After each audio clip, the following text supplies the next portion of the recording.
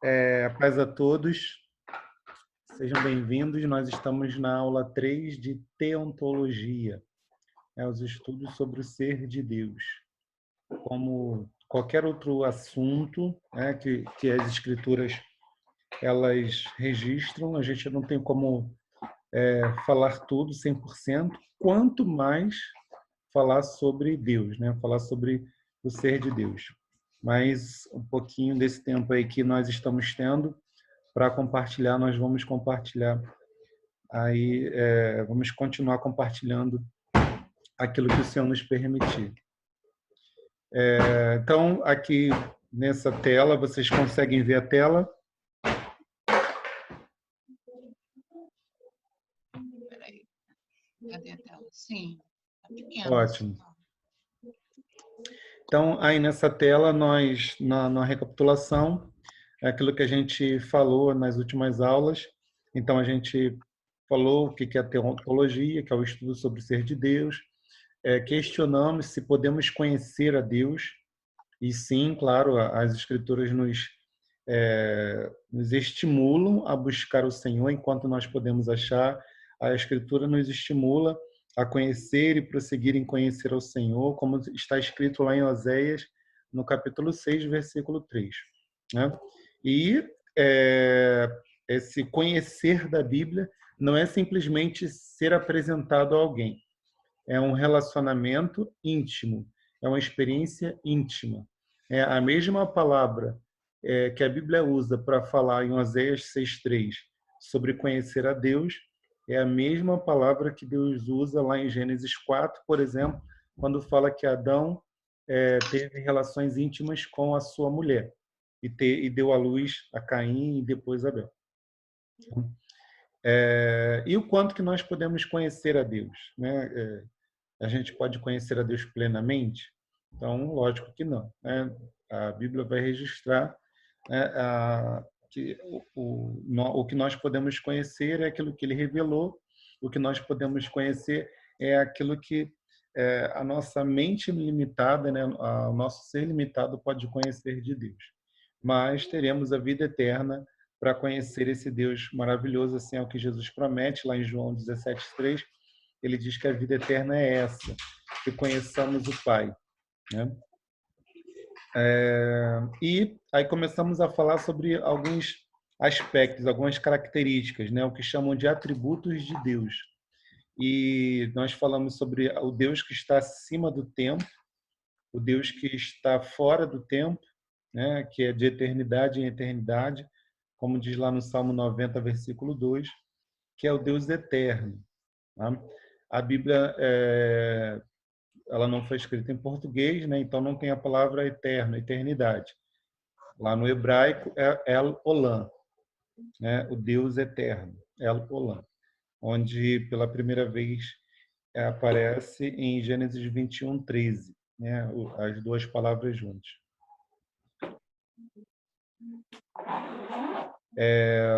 E também falamos sobre o Deus que pode todas as coisas, o Deus que tem todo o poder, né? Que por causa da tradução, né, está lá como onipotente. Então, Deus é reconhecido como onipotente, aquele que tem todo o poder.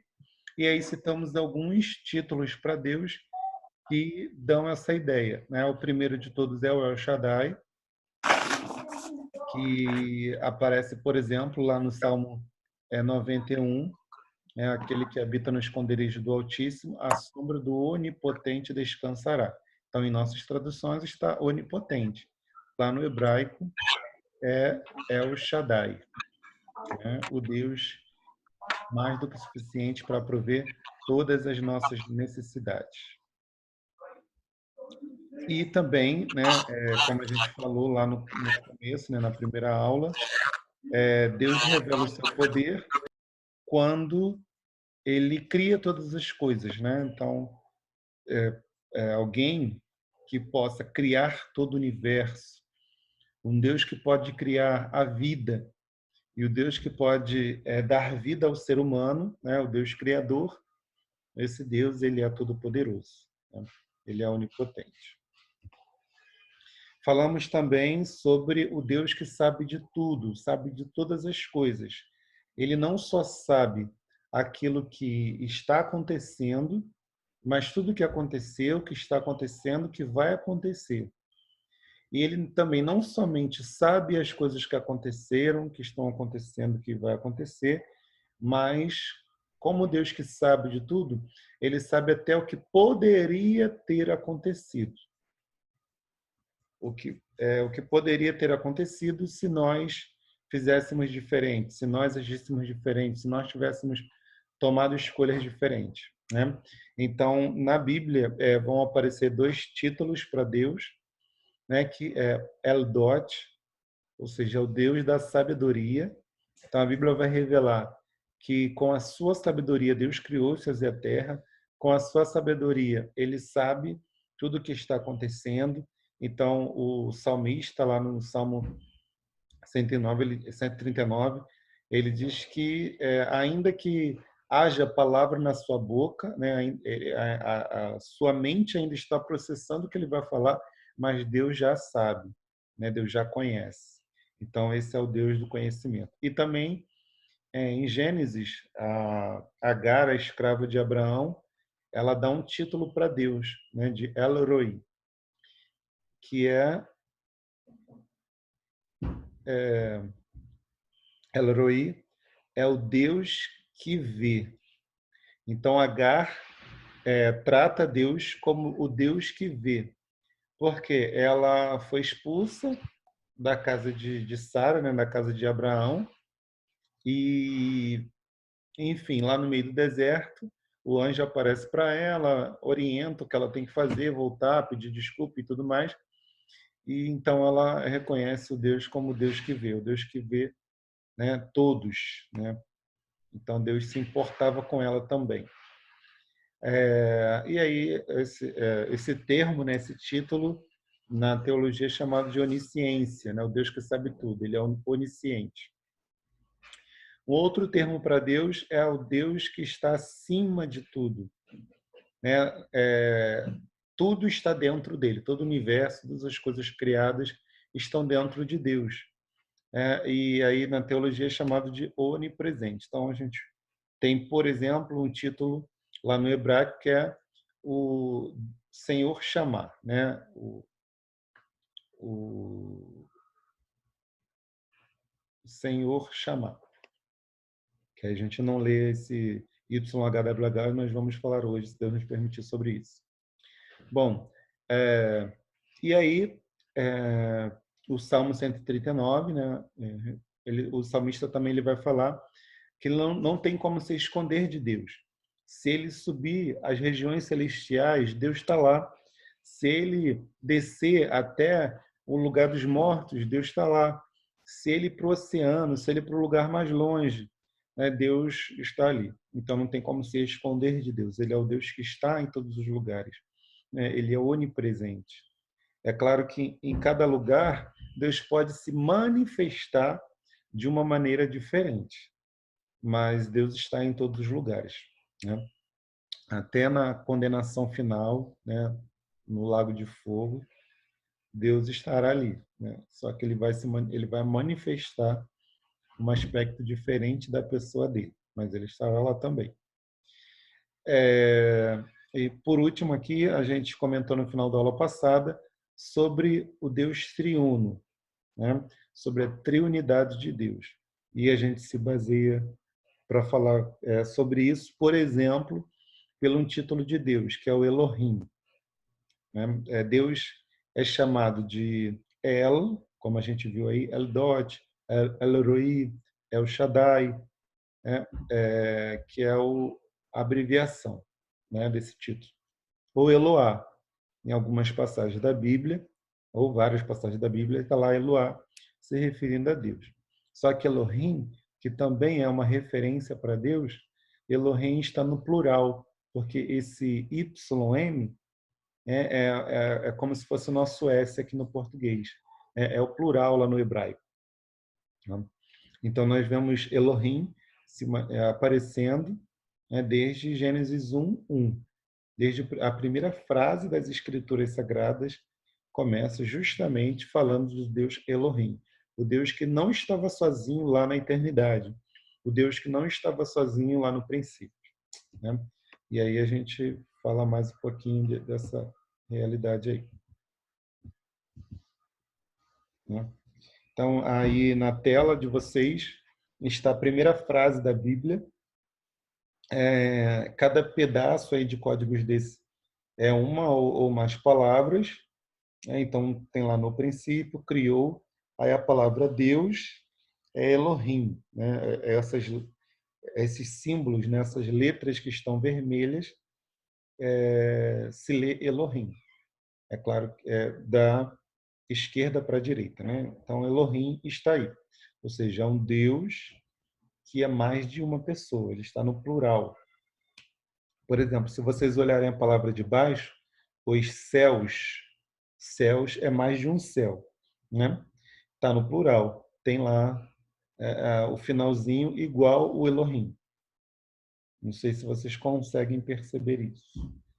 Deixa eu tentar fazer aqui uma mostragem.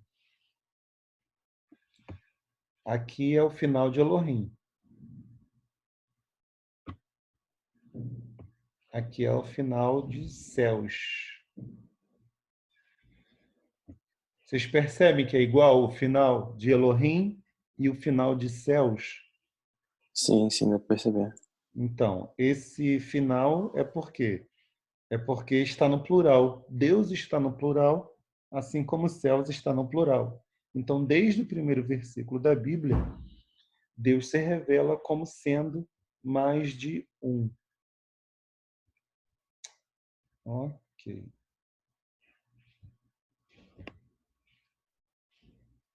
E aí, foi o que eu tinha comentado, né? Lá na nossa direita tem o termo hebraico, e aí do lado tem a palavra que ele significa, né? Que ele representa. Então, o primeiro é Elohim, o segundo é El, e o terceiro é Eloá. Elohim é Deus plural, né? Mais de um. El é a abreviação da palavra Deus no hebraico, e Eloá é Deus. E aí estão ao lado as referências bíblicas, e como vocês podem ver, Elohim está mais 10 vezes mais do que El, né? Enquanto a palavra El está na Bíblia 250 vezes, lá no hebraico, né, no chamado Antigo Testamento, que foi escrito em hebraico, Elohim está 2.706 vezes. Então, é claro que nem todas essas 2.706 vezes Elohim está se referindo ao Deus Criador, tá? Ele pode estar se referindo aos deuses falsos, né? Aos deuses pagãos, ou até mesmo a pessoas, algumas vezes, né? Deus faz a comparação, mas na sua maioria está se referindo a Deus. E aqui a gente vai citar, né, com mais calma, alguns versículos que mostram e que provam que Deus é mais de um, desde o princípio. A gente comentou na semana passada, vamos reforçar isso. Aqui diz, né, em Gênesis, no capítulo 1, versículo 26. Disse também Deus. Na nossa Bíblia, se você abrir a sua Bíblia aí, você vai ver, disse também Deus. Lá no hebraico seria, onde está escrito Deus, seria Elohim. O que ele disse? Façamos Adão, né, ou façamos o homem, a nossa imagem, conforme a nossa semelhança. Então, tem aí duas provas de que Deus é plural. O nome de Deus, nome não, perdão. O título, esse título para Deus, Elohim, está no plural. E também aí o pronome, né? Pronome possessivo, nossa, ou seja, mais de é mais de um. Porque se fosse só um, estaria escrito: também disse Deus, façamos Adão com a minha imagem, conforme a minha semelhança. Só que não está minha, está nossa. Então, é mais de uma pessoa que está ali conversando. E isso a gente pode ver também em Gênesis 3, no versículo 22. Então, diz o Senhor Deus, que é o tetragrama, Elohim: eis que o homem se tornou como um de nós. Olha o pronome possessivo, pronome pessoal, né? O pronome pessoal é o nós. Um de nós. Então, o nós mostra que tem mais de uma pessoa ali com Deus. Em Gênesis 11, versículo 7, no caso da Torre de Babel: vinde, aí olha o que diz: desçamos e confundamos ali a sua linguagem. Se Deus fosse só um, como é que ficaria aí? Alguém pode me dizer esse versículo? Como é que ficaria se Deus fosse somente uma pessoa? Descerei e confundirei. Isso aí. Eu não teria nem um vinde, né? Porque se ele estivesse sozinho, estou descendo, né? Descerei e confundirei, exatamente. Maravilha.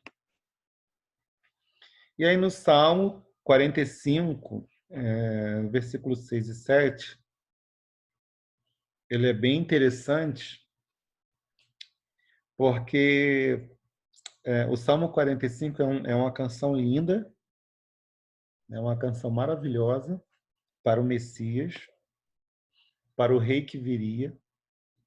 E lá no versículo 6 diz assim: o teu trono, ó Deus, é para sempre.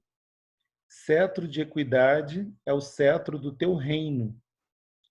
O salmista está falando para o futuro rei que virá, né? Para o reino de Deus. Aí ele diz: amas a justiça e odeias a iniquidade. Por isso, Deus, o teu Deus, te ungiu com óleo de alegria. Então, Deus ungiu Deus. Existe um Deus que é o ungido, é o Messias, que vai reinar. E ele foi ungido por quem? Por Deus. Então, é mais de uma pessoa aí que tem a divindade. E no Salmo 110, no versículo 1, também está ligado aí ao Salmo 45, porque é um senhor falando para o outro senhor, né? Disse o Senhor ao meu Senhor. Então, é Deus falando para o Deus que reinaria: assenta-te à minha direita até que eu ponha os teus inimigos debaixo dos teus pés. Então, o Pai está falando para o Filho para que ele aguarde, né? Depois da sua ressurreição, ele se assentou à direita de Deus, ele se assentaria à direita de Deus e esperaria, né? Pelo menos aí cerca de 2000 anos, ele está esperando até que tudo esteja sob o domínio dele. E aí, outra passagem está em Isaías 6, no versículo 8. Isaías ele vai ter uma experiência maravilhosa com Deus, onde ele vai ver o trono do Senhor, ele vê o trono de Deus, só que Isaías ele fica espantado porque o trono de Deus está sendo erguido, né? Está sendo levantado. E, enfim, existe um rei que está sentado no trono, mas existe um rei que está no céu, que está exaltando aquele rei que está no trono. E aí Deus faz a pergunta, né, Isaías ouve Deus perguntando, né? Depois disso, ouvi a voz do Senhor que dizia: a quem enviarei e a quem há de ir por nós? Quem há de ir por quem, né? Então, tem mais de uma pessoa aí que se reconhece como Senhor e está procurando alguém que entre na brecha. Mas é o próprio Deus que vai entrar na brecha. E Isaías 17, e Jeremias 17, versículo 12, diz, né, um trono de glória posto bem alto desde o princípio é o lugar do nosso santuário. Né? Então, do nosso, né? Tem mais de uma aí também. Né? Então, por esses versículos, a gente consegue começar a perceber que existe mais de uma pessoa, mais de um ser pessoal que tem a divindade, né? Que tem aqueles atributos que a gente acabou de citar, que tem todo o poder, que está em todos os lugares, que conhece todas as coisas e que é eterno. Então, tem mais de uma pessoa, ou pelo menos lá no princípio, tinha mais de uma pessoa com essas características, né? Com essas qualidades. E aí a gente mostra aqui, por exemplo, o Espírito Santo lá na criação. Né? O Espírito de Deus é a primeira pessoa que aparece com destaque nas Escrituras, logo lá no segundo versículo da Bíblia, Gênesis 1, capítulo 1, versículo 2, diz, né, que a terra estava sem forma e vazia, havia trevas sobre a face das águas, e o Espírito de Deus pairava, né, ou se movia sobre a face das águas, né, sobre a face do abismo. Então, o Espírito de Deus aparece, né, desde lá do princípio. Né? O Espírito Santo, ele estava lá na criação. Uma comprovação disso é o Salmo 104, no versículo 30, quando diz: envias o teu Espírito e são criados, e assim renovas a face da terra. Então, o Espírito Santo de Deus foi o primeiro enviado das três pessoas, foi o primeiro enviado. E o Espírito Santo, ele é enviado para quê? Então, diz aí, né? Para criar e para renovar. Então, em Gênesis, no versículo 1, no princípio criou Deus céus e a terra. Então, os céus e a terra foram criados. Do versículo 2 em diante, né, o capítulo 1 de Gênesis, se a gente ler ele todo, Deus não está criando a terra. Deus está renovando a face da terra. E o Espírito Santo, ele foi enviado justamente para renovar a face da terra. Então, trazer a luz, separar as águas, trazer a porção seca, a vegetação, trazer a vida e tudo mais. O Espírito Santo foi enviado para restaurar a terra, para prepará-la para o homem. O Espírito Santo estava lá no princípio. E outra confirmação disso é Jó, no capítulo 33, versículo 4. Jó afirma, o Espírito de Deus me fez e o sopro, ou a inspiração do El Shaddai me deu vida. Então, foi o Espírito de Deus que fez a Jó, né? Que fez o homem. E o sopro, né? Aquele sopro que Deus ele dá no bonequinho de barro, né? No boneco lá do pó da terra,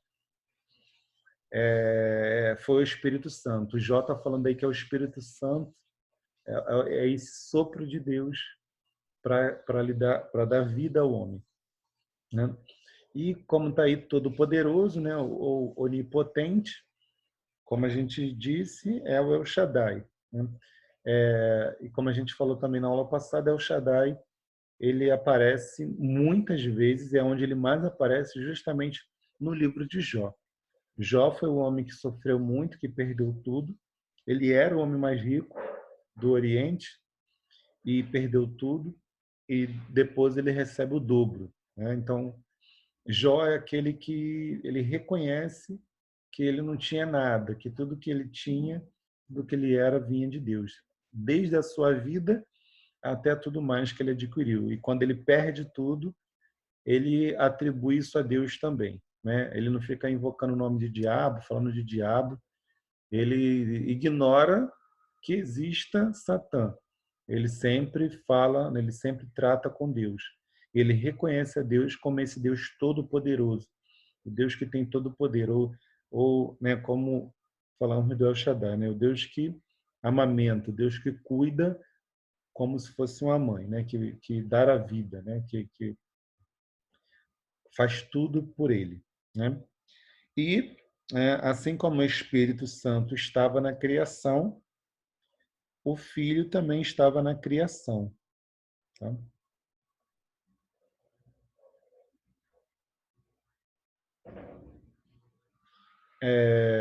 Em Provérbios 30, no versículo 4, tem uma pergunta, né? Quem subiu ao céu e desceu? Quem encerrou os ventos no seu punho? Quem amarrou as águas numa roupa? Quem estabeleceu todas as extremidades da terra? Aí ele faz, né, a penúltima pergunta: qual o seu nome? Então ele quer saber o nome daquele que fez todas as coisas, né? Que estabeleceu, que organizou a terra.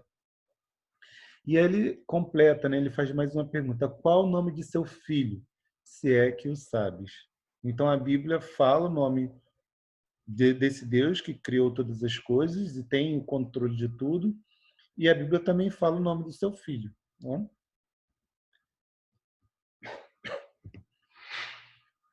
E aí João, ele vai dar resposta para essas perguntas, né? João capítulo 1 diz que no princípio era o verbo, a palavra. O verbo Rodolfo, estava com Deus. O verbo era Deus. Ele Rodolfo, estava no princípio com Deus.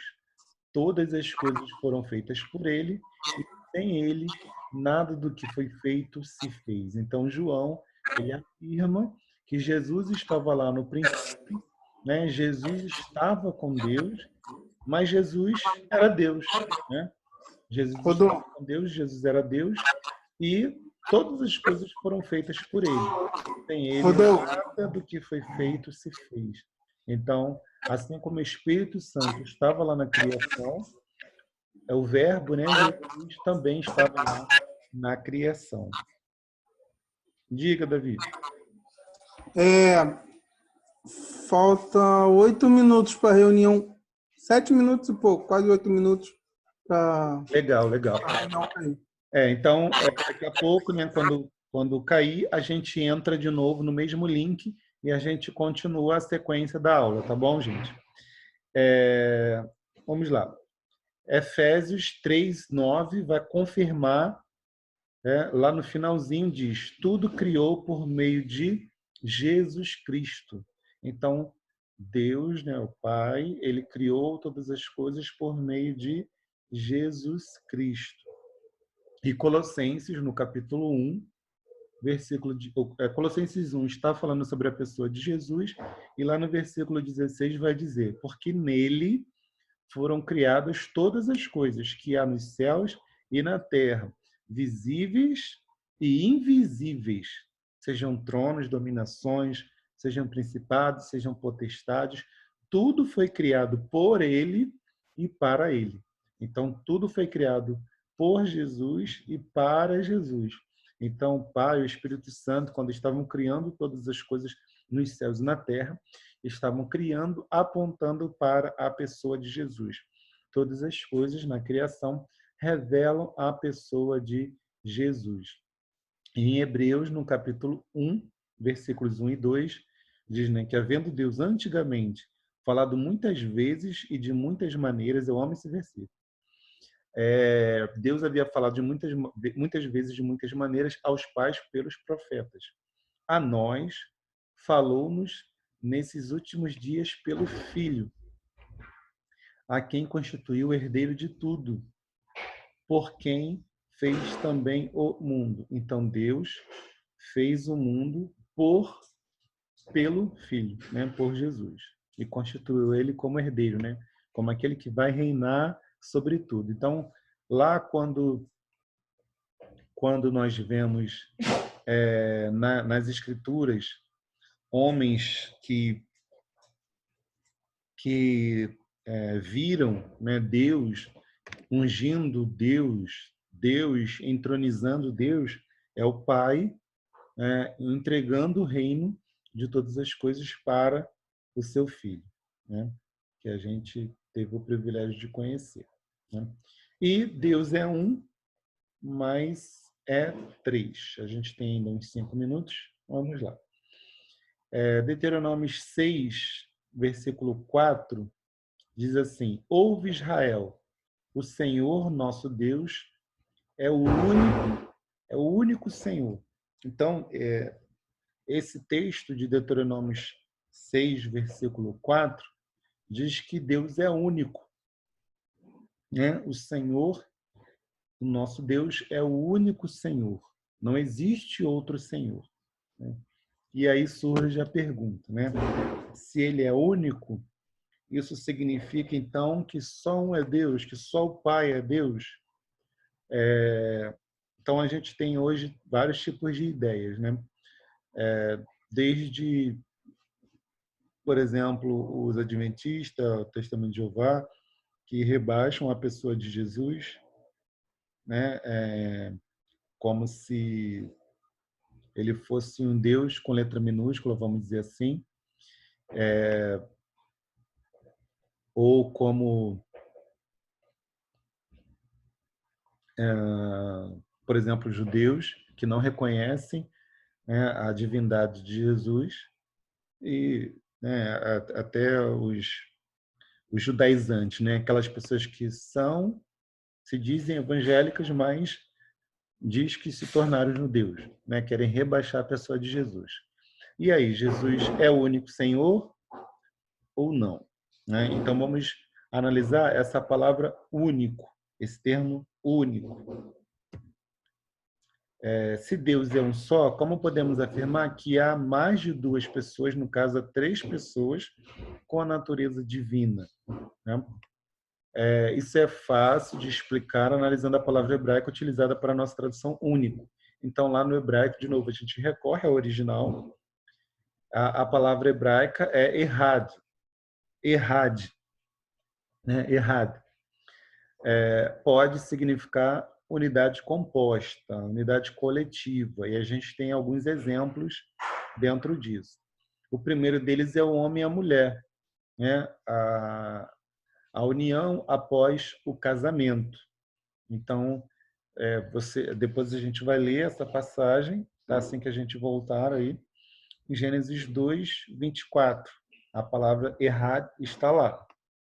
Outro exemplo são várias pessoas com o mesmo propósito, também, né, é chamado de errado. A humanidade, na época da Torre de Babel, eles são reconhecidos como um só, né, e todos eram um. A gente vai ler em Gênesis 11, versículo 6. E um outro exemplo, o próprio Israel, o próprio povo de Israel, em detrimento aos demais povos da terra, o povo de Israel é chamado de um povo único. E lá tem a palavra hebraica errad. E está lá em 2 Samuel, capítulo 7, versículo 23. Então, convido os irmãos a abrirem aí essas 3 passagens para a gente ler assim que a gente voltar aí para continuar a aula, né? E mesmo sem a gente saber o hebraico, Rodolfo, mas eu nunca ia saber disso se eu não soubesse essa palavra errad, se eu não soubesse o hebraico. Não, o próprio português, de alguma forma, ele vai nos ajudar, né? Se a gente ler as escrituras em Gênesis 2, versículo 24, vai mostrar que quando Adão se une à sua mulher, eles se tornam um. Então, ali é lógico que a gente sabe que eles não se tornaram uma pessoa só. Esse versículo é lido em casamentos, ele é estimulado aí para os casais, né, para quem é casado, que o casal ele se torne um, que ele seja um. E é fácil para a gente entender que são 2 pessoas mas essas duas pessoas se tornam um, se tornam Errad. E assim também é Deus. Tá? Ele é o único Deus.